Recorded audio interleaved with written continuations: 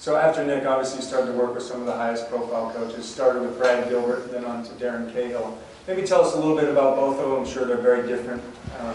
Tell us what you learned from working with both of those great coaches. Yeah, you know, what you realize when you work with the extremes like that, you know, it's less about the knowledge of what, you know, everybody in here obviously has a strong connection to tennis and coaching and engagement. You know, it's so, you know, coaching is not, it's not about what you know, it's really not.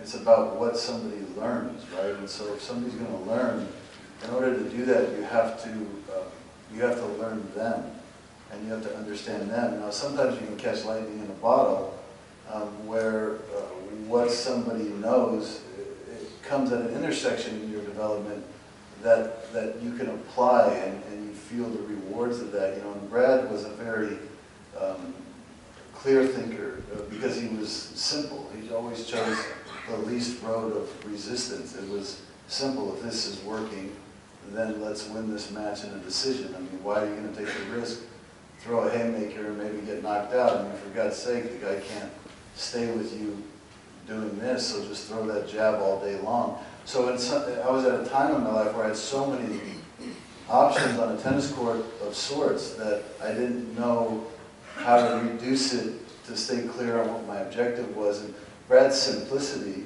and you know, just flat out honesty. I mean, he could just tell you something in the most profoundly simple way.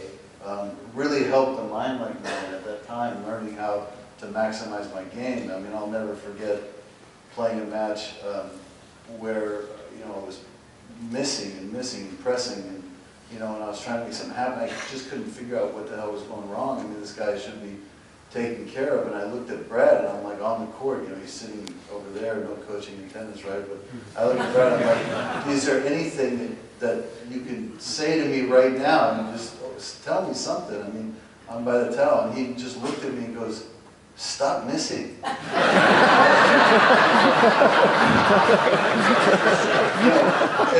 But what's really funny about it is sometimes it's literally just that. It's understanding somebody enough where you know they're complicating something way more than they should. So I kind of just dialed back my shots. I started to move a little bit more because I had to, because I wasn't on offense quite as much. And next thing you know, I settled in and played. And, you know, his thought process wasn't as simple as don't miss. It was that he knew I needed to hear that. So you start realizing great coaching are people that are completely connected to learning.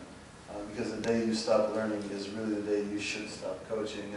And with Darren, it was that kind of on steroids of sorts, because you have this life now where I have 2 kids, and you know, and I'm trying to balance so many things off the court, you know, my foundation and the work I'm doing in education, combined with the training I need, combined with what I'm doing with Gil, you know, and the understanding of how to allocate time and how to be lean and efficient. You know, he brought a whole different skill set to the table that probably at that stage of my life would have never worked with Brad, because Brad would have just seen it pretty simple, which is, don't do that, we need to practice, and you need to do this, and you need to focus here.